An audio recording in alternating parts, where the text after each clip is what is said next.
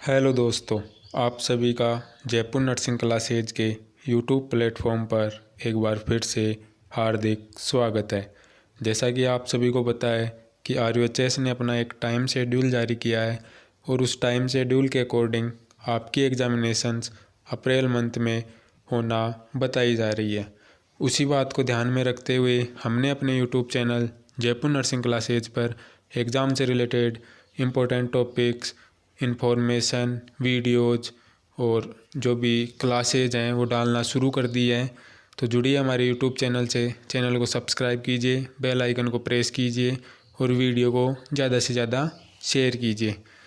तो आज का हमारा टॉपिक रहेगा MSN के रेस्पिरेटरी सिस्टम का मेन टॉपिक अपन बोल सकते हैं ट्यूबरकुलोसिस या पल्मोनरी ट्यूबरकुलोसिस, जिसे अपन TB बोलते हैं।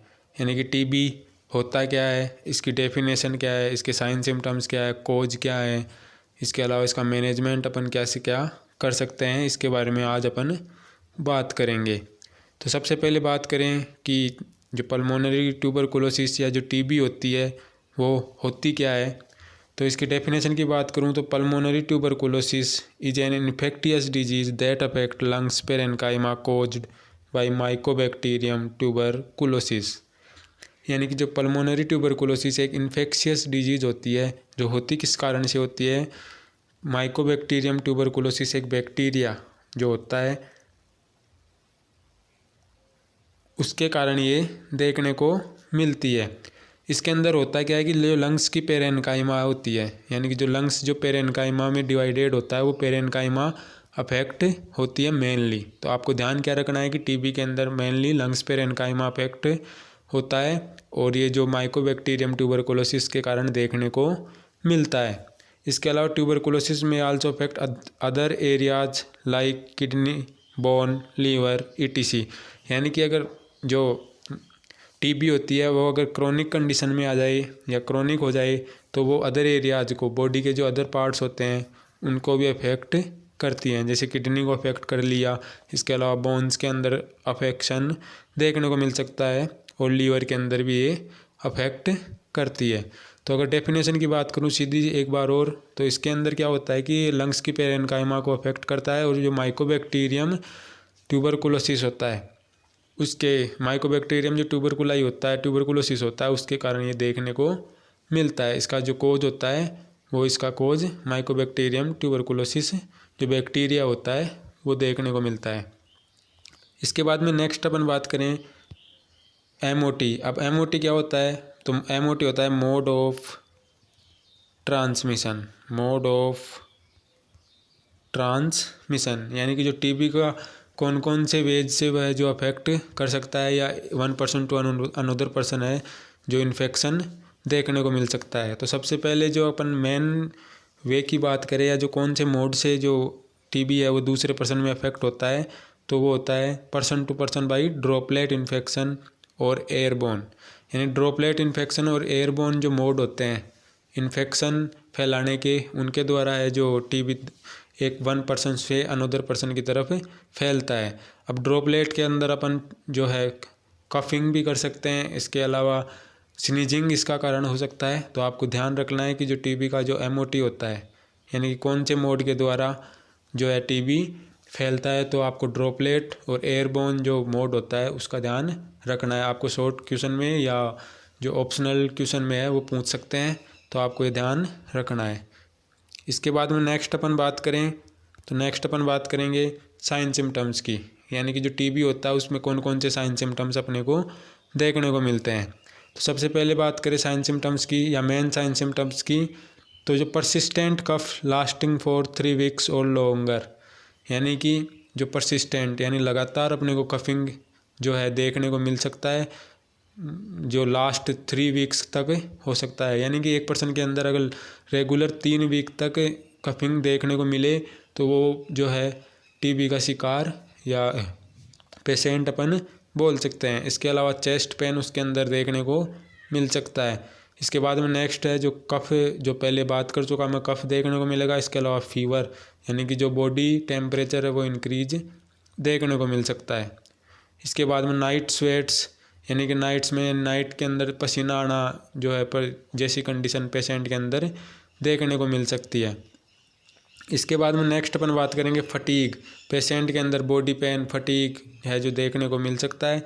इसके अलावा अनएक्सप्लेन्ड वेट लॉस, यानी पेशेंट के अंदर जो वेट लॉस है वो बिना कारण के कारण हो सकता है, मतलब कोई पता ही नहीं चले अपने को और वेट लॉस होता रहे पेशेंट का, तो उसे अनएक्सप्लेन्ड वेट लॉस बोलते हैं। इसके अलावा हीमोप्टाइसिस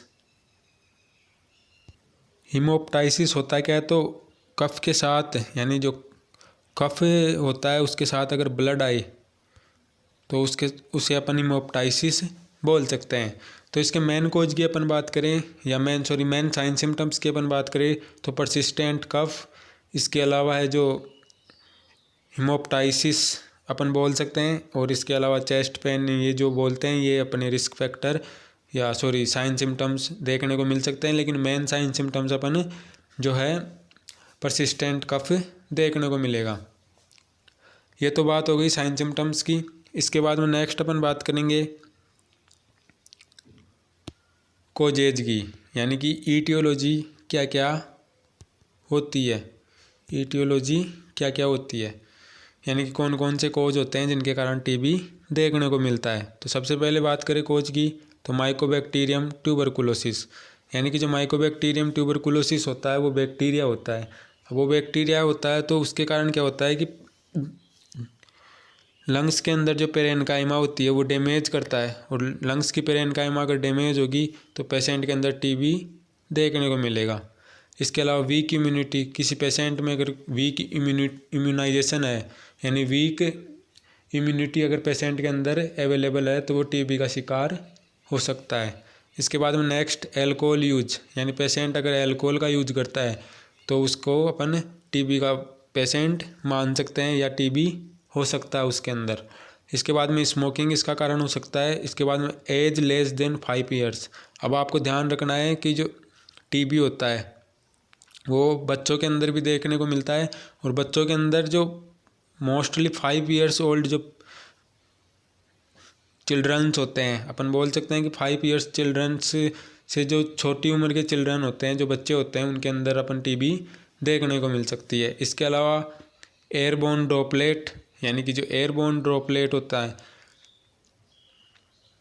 यानी कि अपन किसी दूसरे टीबी के पेशेंट के कांटेक्ट में आते हैं, डायरेक्ट कांटेक्ट में आते हैं, तो वो टीबी अपने के अंदर होने का पूरा चांस रहता है, क्योंकि ये एक एयरबोर्न इन्फेक्शन है। ठीक है। इसके बाद में आपको मेन कोज का इसका ध्यान रखना है, माइकोबैक्टीरियम ट्यूबरकुलोसिस, जो लंग्स की पेरेन्काइमा को अफेक्ट करता है, और लंग्स की पेरेन्काइमा अगर अफेक्ट होगी तो ये 100% है कि पेशेंट के अंदर टीबी होने के पूरे चांस रहते हैं। इसके अलावा जो ये एल्कोहल यूज और smoking, age less than 5 years और एयरबोर्न ड्रॉपलेट, ये इसके रिस्क फैक्टर हो सकते हैं। अब इसमें ध्यान रखना, एज जो पेशेंट के अंदर 5 ईयर्स तो बोल सकते हैं अपन बच्चों के अंदर, और अगर मोर देन यानी ओल्ड एज के जो पेशेंट होते हैं उनके अंदर भी टीबी देखने को मिल सकता है। इसके बाद में ये तो बात हो गई कोजेज की। इसके बाद में नेक्स्ट अपन बात करेंगे डायग्नोस्टिक टेस्ट। डायग्नोस्टिक टेस्ट कौन कौन से होते हैं टीबी के लिए, या टीबी का पता लगाने के लिए अपन कौन कौन से डायग्नोस्टिक इवाल्युएशन कर सकते हैं, उसकी बात करें तो सबसे पहले डायग्नोस्टिक इवाल्युएशन की बात करें तो चेस्ट एक्सरे। जो चेस्ट एक्सरे अपन करेंगे, और चेस्ट एक्सरे के अंदर अपन जो चेस्ट के अंदर अगर किसी प्रकार का कफ जमा हुआ है तो उसका पता लगाने के लिए, या चेस्ट की जो करंट कंडीशन है उसका पता लगाने के लिए अपन करते हैं। इसके बाद में स्पूटम कल्चर टेस्ट, यानी पेशेंट के अंदर कफिंग हो रही है तो उसका जो स्पूटम होता है, जो सैंपल होता है, उसको लेकर उसका टेस्ट किया जाता है, और जो बैक्टीरिया होता है उसका पता लगाया जाता है। इसके लिए बैक्टीरियोलॉजिकल एग्जामिनेशन के अंदर अपन माइकोबैक्टीरियम ट्यूबरकुलोसिस के जो कन्फर्मेशन टेस्ट को अपन बोल सकते हैं। इसके बाद में ब्लड टेस्ट। अब ब्लड टेस्ट के अंदर आपको पता है कि CBC अपन करते हैं, यानी कंप्लीट ब्लड काउंट करते हैं। इसके बाद में नेक्स्ट अपन बात करेंगे CT स्कैन, यानी कंप्यूटराइज्ड टोमोग्राफी, और ये भी आपको जो है चेस्ट की सिचुएशन का पता लगाने के लिए, या जो डिजीज़ है उसकी कन्फर्मेशन टेस्ट होता है। इसके अलावा नेक्स्ट अपन बात करेंगे मेन जो अपन टेस्ट बोल सकते हैं वो होता है मोनटेक्स टेस्ट। यानी कि मोनटेक्स टेस्ट होता है क्या है, ये जो है टीबी का मेन अपन बोल सकते हैं कन्फर्मेशन टेस्ट होता है। अब मोनटेक्स टेस्ट होता है क्या है, तो मोनटेक्स टेस्ट की बात करूं तो in this test 0.1 ml tuberculin protein purified derivative injected intradermally. अब यानी कि इसके अंदर क्या होता है, जो ट्यूबरकुलोन प्रोटीन होता है, जो ट्यूबरकुलिन प्रोटीन होती है उसके डेरिवेटिव को इंट्राडर्मली यानी कि आईडी अपन बोल सकते हैं, जो आईडी मेथड होता है इंजेक्शन का उसके द्वारा इंजेक्ट किया जाता है। और जो इंजेक्शन साइट होती है उसको 48 से 72 आवर्स के बाद में चेक किया जाता है या उसका जो ऑब्जर्वेशन किया जाता है। अब उस ऑब्जर्वेशन के कारण क्या होता है, अपने को 3 चीज़ देखने को मिलती है जो ये कंफर्म करती है कि पेशेंट के अंदर टीबी प्रेजेंट है या नहीं है या ससेप्टिबल है वो उस टीबी के लिए। तो जो फर्स्ट टाइप का अपने को कंडीशन देखने को मिलेगा वो होता है जो इंजेक्शन साइट होती है उसके अंदर जो अपने बोलते हैं एक रेड कलर का साइन देखने को मिलता है और उस साइन को अपन मीजर करते हैं। यानी कि एक रेड कलर का अपने को राउंड शेप में एक दिखाई देता है और उसे को अगर मीजर करते हैं, अगर उसका मेजरमेंट लेस देन और इक्वल कंसिडर 5 जो होता है इसके अंदर अपन 5 जो होता है अगर उसके इक्वल या उससे कम होता है तो उसे नेगेटिव माना जाता है। इसके अंदर आप 5 और ऐड कर लेना, वो प्रिंटिंग मिस्टेक के कारण नहीं हो पाया। तो इसके अंदर क्या होता है कि 5 से कम होता है अगर उसका साइज या 5 के बराबर होता है तो वो कंसिडर नेगेटिव माना जाता है। और नेगेटिव का मतलब हो गया कि पेशेंट के अंदर टीबी प्रेजेंट नहीं है। इसके बाद में नेक्स्ट अपन बात करेंगे अगर उसकी साइज़ 6 से 9 के बीच में हो, यानी कि जो अपने को साइन देखने को मिलेगा या जो राउंड शेप में जो रेड कलर का साइन होता है वो अगर 6 से 9 के बीच में आता है उसका मेजरमेंट तो वो ससेप्टिबल माना जाता है, पेशेंट ससेप्टिबल है, टीबी हो सकता है उसके अंदर। इसके बाद में मोर देन और इक्वल 10 यानी उसकी साइज़ 10 से ज़्यादा या इसके इक्वल हो तो वो जो है पॉजिटिव माना जाता है। और पॉजिटिव का मतलब हो गया है कि पेशेंट के अंदर कंफर्म है कि टीबी प्रेजेंट है। तो आपको ध्यान रखना है कि मोनटेक्स टेस्ट होता है क्या है, मोनटेक्स टेस्ट आपको शॉर्ट नोट्स के अंदर भी पूछ सकता है। ध्यान रखना, डायरेक्ट क्वेश्चन आपको पूछा जा सकता है कि मोनटेक्स टेस्ट होता है क्या है, इसका यूज क्या होता है और इसका मेजरमेंट क्या होता है। तो इसके मेजरमेंट की मैं बात करूँ दोबारा से, तो अगर लेस देन 5 या 5 के इक्वल अगर रेड कलर का जो साइन होता है उसका मेजरमेंट आता है तो वो नेगेटिव माना जाता है। इसके बाद में अगर 6 से 9 यानी 6 से 9 के बीच में आता है तो वो ससेप्टिबल माना जाता है, ध्यान रखना इस बात का। इसके बाद में मोर देन और इक्वल कंसिडर 10 यानी कि 10 के इक्वल या 10 से ज़्यादा अगर उसकी साइज़ आती है तो वो पॉजिटिव माना जाता है। और पॉजिटिव का मतलब हो गया कि पेशेंट के अंदर कन्फर्म है कि जो टीबी है वो प्रेजेंट है। और इसके अंदर ध्यान रखना ट्यूबरकुलिन प्रोटीन प्यूरिफाइड का यूज किया जाता है, ये आपको ऑप्शनल क्वेश्चन के अंदर पूछा जा सकता है, ये पूछा गया है क्वेश्चन। इसके बाद में नेक्स्ट अपन बात करेंगे मैनेजमेंट की, यानी कि कौन कौन से मैनेजमेंट को अपन यूज कर सकते हैं टीबी को ट्रीट करने के लिए, यानी कि जो टीबी का जो मेडिकल ट्रीटमेंट होता है वो कौन कौन सा होता है। तो सबसे पहले बात करें मेडिकल मैनेजमेंट की, तो मेडिकल मैनेजमेंट की अपन बात करेंगे तो anti tubercular drug like isoniazid rifampicin, यानी कि जो एंटी ट्यूबरकुलर ड्रग होती हैं वो आपको यूज करनी है मेडिकल मैनेजमेंट के अंदर, टीबी के मेडिकल मैनेजमेंट के अंदर। तो इसमें 2 जो टेबलेट होती हैं वो मेनली यूज की जाती है, आइसोनियाजाइड और रिफाम्पिसिन, और इसके अलावा और भी बहुत सारी होती हैं लेकिन आपको ये 2 ध्यान रखना है। इसके बाद में डॉट थेरेपी। अब डॉट थेरेपी होती क्या है, यानी कि direct observation therapy. Dot therapy का पूरा नाम हो गया डायरेक्ट ऑब्जर्वेशन थेरेपी। तो आपको डॉट थेरेपी ध्यान रखना है कि डायरेक्ट ऑब्जर्वेशन थेरेपी होती है। इसके अंदर क्या होता है कि पेशेंट को जब अपन ड्रग्स प्रोवाइड करवाते हैं तो आपको ये चेक करना है कि पेशेंट जो है प्रॉपर स्वेलविंग कर रहा है या नहीं कर रहा है, जो ड्रग्स का यूज कर रहा है वो प्रॉपर कर रहा है या नहीं कर रहा है, इसका आपको ध्यान रखना है। ये मेडिकल मैनेजमेंट माना जाता है। इसके बाद में नेक्स्ट अपन बात करेंगे सिम्टोमेटिक ट्रीटमेंट, यानी कि जो सिम्टम्स अदर होते हैं जैसे फीवर हो गया, इसके अलावा बॉडी पेन हो गया, फटीग हो गया, उसको आपको ट्रीट करना है। उसका अलग अलग ट्रीटमेंट होता है, तो वो आपको ध्यान रखना है। जैसे अगर फीवर है तो उसे एंटीपायरेटिक ड्रग्स अपन प्रोवाइड करवा सकते हैं। इसके अलावा आपको मैनेजमेंट की, अगर मेडिकल मैनेजमेंट की बात करूँ तो आपको एंटी ट्यूबरकुलर ड्रग्स का यूज करना है। इसके बाद में अपन नेक्स्ट बात करेंगे मेडिकल मैनेजमेंट के बाद में सर्जिकल मैनेजमेंट की। अब सर्जिकल मैनेजमेंट मेनली होता नहीं है, जो सर्जिकल मैनेजमेंट जो होता है वो मेनली इसका होता नहीं है। इसके अंदर जो अगर क्रोनिक कंडीशन के अंदर टीबी चली जाती है तो तभी इसका सर्जिकल मैनेजमेंट किया जाता है। तो सबसे पहले सर्जिकल मैनेजमेंट की अगर बात करूं तो लंग्स रिसेक्शन, यानी कि जो लंग्स रिसेक्शन होते हैं, अब तो आपको पता है कि टीबी के अंदर जो लंग्स है वो मेनली अफेक्ट होते हैं। तो इसके अंदर क्या होता है कि लंग्स में अगर कोई अफेक्टेड पार्ट होता है या जो इन्फेक्टियस पार्ट होता है लंग्स का, उसे हटा दिया जाता है। तो आपको लंग्स रिसेक्शन का ध्यान रखना है कि इसके अंदर जो अफेक्टेड या इन्फेक्टियस पार्ट होता है उसको हटा दिया जाता है।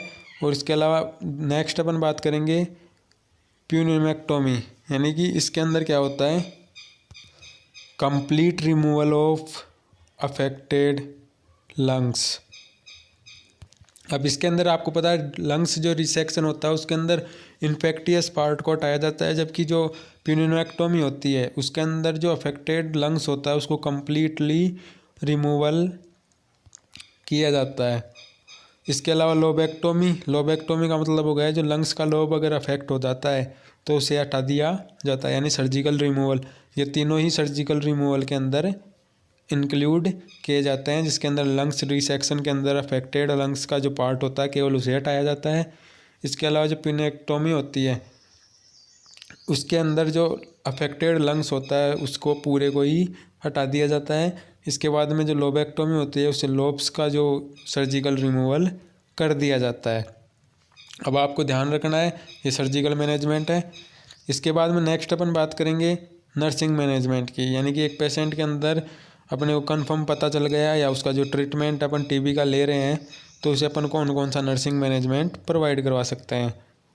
तो अपन सबसे पहले बात करेंगे फोकस ऑन इन्फेक्शन कंट्रोल, यानी कि पेशेंट के अंदर जो बैक्टीरियल इन्फेक्शन है उसे कंट्रोल करने का पूरा कोशिश करेंगे। इसके बाद में promoting medication adherence through DOTS therapy, यानी कि पेशेंट को होता क्या है कि कई बार जो ड्रग्स होती है उन्हें प्रॉपर स्लोविंग कर नहीं पाता है और ज़्यादा से कम यूज़ करने की कोशिश करता है, तो अपन उसको डॉट्स थेरेपी के द्वारा अवॉइड करवाएंगे। इसके बाद में नेक्स्ट अपन बात करेंगे monitoring for adverse drugs reaction. अगर किसी पेशेंट के अंदर एडवर्स ड्रग्स रिएक्शन, अब किसी पेशेंट के अंदर होता क्या है कि किसी ड्रग्स को लेकर एलर्जी हो सकती है, तो अपने को उस बात का ध्यान रखना है। इसके बाद में पेशेंट एजुकेशन, यानी पेशेंट को अपन एजुकेटेड करेंगे या पेशेंट को एजुकेशन प्रोवाइड करवाएंगे कि कौन कौन सी चीज़ों का यूज करना है, कौन कौन सी चीज़ों को जो है अवॉइड करना है। जैसे स्मोकिंग के लिए अवॉइड करने के लिए बोलेंगे, अल्कोहल यूज के लिए अपन अवॉइड करने के लिए बोल सकते हैं। इसके बाद में नेक्स्ट अपन बात करेंगे हाइजीन टू प्रिवेंट ट्रांसमिशन।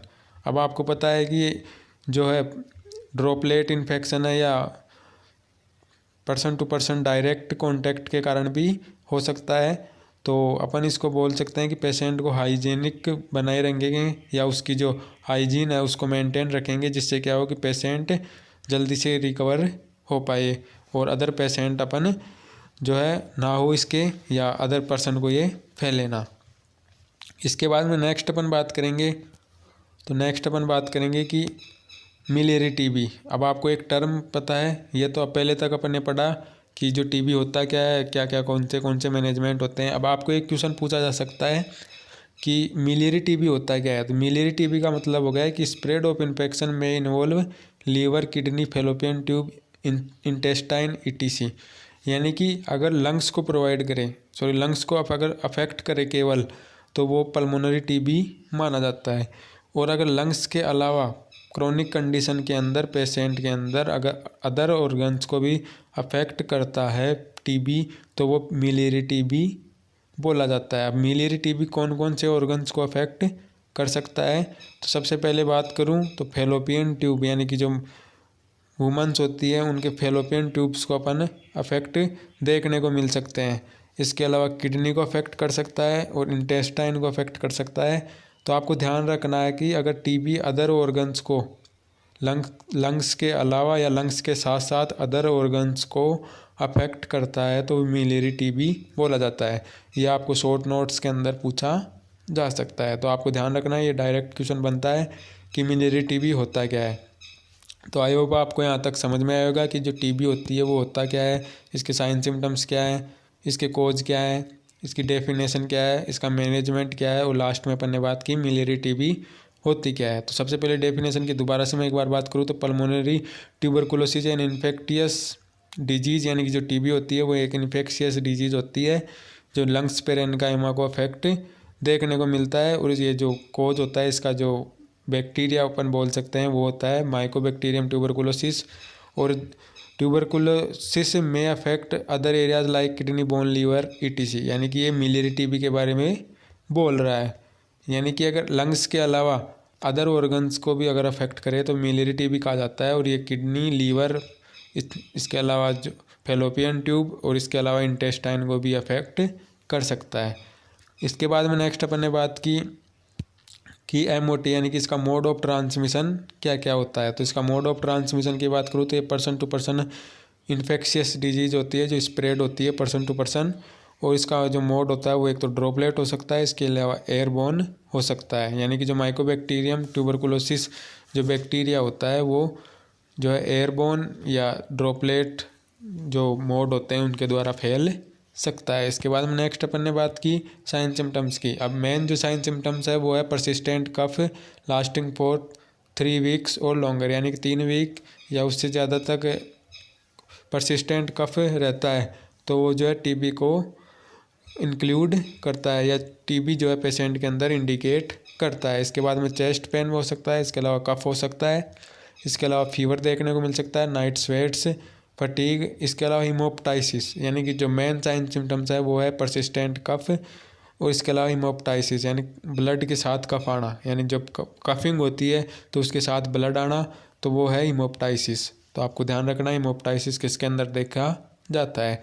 इसके बाद में नेक्स्ट अपन ने बात की कोजेज की। तो आपको मेन कोज होता है माइकोबैक्टीरियम ट्यूबरकुलोसिस, इसका ध्यान रखना है। इसके अलावा ये रिस्क फैक्टर हैं जैसे weak immunity, alcohol use, smoking, age और एयरबोर्न ड्रॉपलेट। एयरबोर्न ड्रॉपलेट इसका कोज माना जाता है। इसके अलावा जो स्मोकिंग है, अल्कोहल, ये है जो इसके रिस्क फैक्टर माने जाते हैं। इसके अलावा एज होता है जो पेशेंट चिल्ड्रंस के अंदर भी ये देखने को मिलता है लेस देन 5 ईयर्स। और जो मोर देन अपन बोल सकते हैं ओल्ड एज के पेशेंट होते हैं उनके अंदर भी टीबी देखने को मिल सकता है, क्योंकि उसके अंदर लंग्स का जो फंक्शनिंग है वो अफेक्ट हो जाता है एज के कारण। तो इसके बाद में नेक्स्ट अपन ने बात की डायग्नोस्टिक टेस्ट। तो डायग्नोस्टिक टेस्ट की बात करूं तो chest X ray, sputum culture test, bacteriological test, इसके अलावा सीटी स्कैन और मोन्टेक्स टेस्ट। अब इसमें मेन जो होता है वो मोन्टेक्स टेस्ट होता है। अब होता क्या है मोन्टेक्स टेस्ट, तो उसकी बात करें तो मोन्टेक्स टेस्ट के अंदर अपन 0.1 ml जो ट्यूबरकुलिन प्रोटीन प्यूरिफाइड होता है, डेरिवेटिव होता है, एक प्रोटीन डेरिवेटिव होता है, उसका यूज करते हैं और उसे इंट्राडर्मली अपन इंजेक्ट करते हैं। तो उसके अंदर होता है क्या है कि जो अगर उसके अंदर अपन ने जो साइट पे लगाया यानी कि जो इंट्राडर्मली साइट का यूज किया है उसको 48 से 72 घंटे के अंदर यानी कि 48 से 72 आवर्स के बाद में चेक करते हैं, तो उन्हें उसके अराउंड है जो रेड कलर का साइन है राउंड शेप के अंदर देखने को मिलता है। अगर उसकी साइज 5 mm, इसके अंदर आप इंक्लूड कर लेना, 5 mm से कम या उसके इक्वल देखने को मिलती है तो वो नेगेटिव माना जाता है। और अगर उसकी साइज 6 से 9 mm के बीच में हो, यानी कि अबाउट बिटवीन 6 से 9 mm के बीच में हो, तो उसको अपन जो है ससेप्टिबल मान सकते हैं। ससेप्टेबल अपन यहाँ लिख सकते हैं। इसके बाद में नेक्स्ट अपन बात करेंगे, अगर उसकी साइज़ 10 mm यानी कि 10 mm के इक्वल या 10 mm से ज़्यादा हो तो उसको अपन पॉजिटिव मान सकते हैं। तो आपको ट्यूबरकुलिन टेस्ट का ध्यान मोनटेक्स्ट टेस्ट या ट्यूबरकुलिन टेस्ट के अंदर ये पूछा जा सकता है। ये दो नाम से आता है, मोनटेक्स्ट टेस्ट या ट्यूबरकुलिन डेरिवेटिव टेस्ट। ये आपको डायरेक्ट क्वेश्चन पूछा जा सकता है शॉर्ट नोट्स के अंदर, या जो अपन बोल सकते हैं मतलब डायरेक्ट आपको पूछा जा सकता है। ये पूछा हुआ क्वेश्चन है वैसे। इसके बाद में नेक्स्ट अपन ने बात की थी मैनेजमेंट की, जो आप कर लोगे कि मेडिकल मैनेजमेंट क्या होता है, सर्जिकल मैनेजमेंट क्या होता है, इसके अलावा नर्सिंग मैनेजमेंट क्या होता है। तो मैं सबसे पहले आपको सर्जिकल मैनेजमेंट की बात कर देता हूँ डायरेक्टली। तो इसके अंदर सबसे पहले होता है लंग्स रिसेक्शन। अब ध्यान रखना आपको, जो सर्जिकल मैनेजमेंट होता है वो एक क्रोनिक कंडीशन के अंदर किया जाता है। बाकी नॉर्मली जो एंटी ट्यूबरकुलर ड्रग्स होती हैं उनका यूज करके इसका इलाज किया जा सकता है। तो लंग्स रिसेक्शन के अंदर जो अफेक्टेड लंग्स का पार्ट होता है उसे रिमूव किया जाता है। इसके अलावा प्यूनेमेक्टोमी होता है, उसके अंदर जो कंप्लीट लंग्स होता है उसको अपन सर्जिकल रिमूवल के द्वारा हटा सकते हैं। इसके अलावा लोबेक्टोमी के अंदर जो लोब्स होती है उनको हटाया जाता है। और इसके बाद में अपन ने लास्ट में बात की थी मिलियरी टीबी, यानी कि स्प्रेड ऑफ इन्फेक्शन में involve liver kidney fallopian tube intestine. यानी कि अगर जो टीबी के दौरान लंग्स के अलावा लीवर किडनी इंटेस्टाइन अगर अफेक्टेड देखने को मिले तो वो मिलियरी टीबी बोला जाता है। तो आई होप आपको यहाँ तक समझ में आया होगा। नेक्स्ट मिलते हैं अपन अगले वीडियो के साथ। तब तक के लिए चैनल को सब्सक्राइब कीजिए, बेल आइकन को प्रेस कीजिए और वीडियो को ज़्यादा से ज़्यादा शेयर कीजिए। Thank you very much.